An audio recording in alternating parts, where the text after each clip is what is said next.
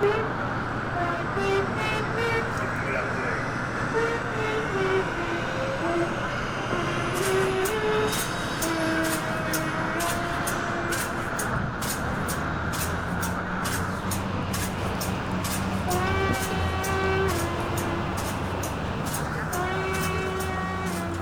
had made my money that day.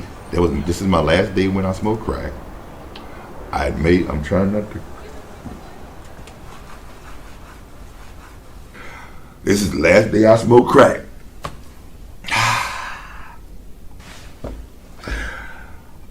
I had my money, and what I'm saying ain't funny. My name is Carlton Keith Baltimore, and I was born in Philadelphia, Pennsylvania, 1954. I considered myself as a born alcoholic, and I craved it. There was nothing anybody could do. I was born in the city, in the ghetto, where people was starting off with what they call speakeasies. And when the people would come into my mother's house to drink, and I would be waiting for them to go out, and I'd pull their drinks and drink them real quick. And I started drinking about the age of 9 years old. So I grew up without a father, and I had to learn how to cook and sew, and I never was really interested in school in the first place. I've been in and out of school. I had pink slips, and even been caught drunk, a little boy going to elementary school. But at the age of 13 years old, I told my mother I was going to be leaving home. And when I got suspended a couple of times. I ended up at the age of 15 going to Miami, Florida. But even at that age, I was working on the dishwashing machines, and when the people drinks came in, I had me a big old little thing on the side there where I'd be dumping all their different drinks in. But I ended up just pretty much traveling around. I liked to see America. I never had a job past 5.5 months in my life doing all my travels because I hated for people to tell me anything to do. I had no respect for no authority over me at all. Not my mother, not my sisters, not no cops. I'm not about to tell you how you have to do things. I'm here to help you learn skills and tools to reduce the harm, but I'm not going to stop talking with you because you're continuing to use. What our mission here is at DESC is to house the most vulnerable population. And that vulnerable population that we have is affected by both mental health and chemical dependency. We have the SAGE case managers, the SAGE team that works on the mental health issues. And we have the CD team that works on the chemical dependency issues. You don't use a 12-step model because the 12-step model says the only way you can have recovery is to not use any substances whatsoever.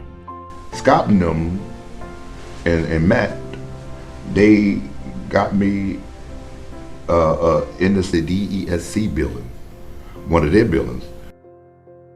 Being in an environment where people genuinely care. It's not like, oh, you're one of the persons in a checklist, all right, check, No, it's like, if you're upset, that's fine. What can we do to help you right now? That's there, and that will not change. That support will always be there whenever and for whatever you need.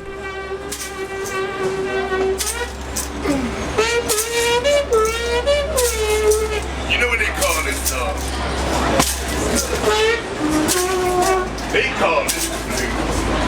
And so it's like they've spent this lifetime of being treated as a non-human, not being listened to, and just treated in horrible ways. What you need to do is you need to sit them down and say, what would you like? What are your dreams? What would make you feel better? How do you want to see your life? How do you want to do your life? So I think what's different about DESC is that we really, really embrace harm reduction. We don't try to tell the client what to do. We meet the client with where they're at.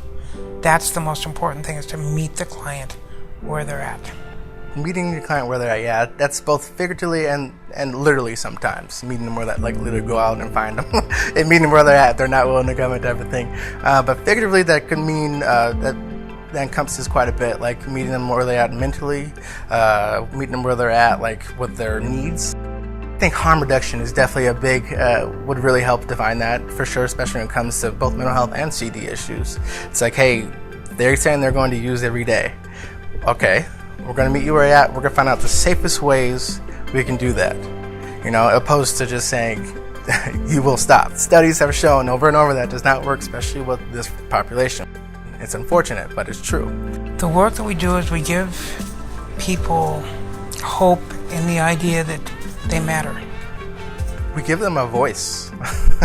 First of all, we give them a voice, and we give them the respect that all humans deserve, no matter what situation you're in. You deserve to be treated like a human. Yeah, this is one of the biggest kitchens I ever had, and when I come in here, got a comfortable, warm place to come in and eat. You know, rain and stuff, and I mean, it's quiet. I mean, look, even right now, even if they was doing some work, you can't even hear anything unless you open the window up. So what's your favorite thing about the apartment? It's quiet. I got a lot of challenges too, because there's some people here who has post-traumatic stress worse than I do. Yeah, oh, definitely. And so it's like a helping of a teaching situation for me. You know. How does it help? It helps me on knowing how not to get mad at somebody just because I don't know if they're on medication or what, you know, before I wasn't even paying attention to that. He gives more thought to what's going on. Sometimes his thoughts are, he's a really funny guy, and he'll try to get you to laugh, and he's doing himself a great service in this respect.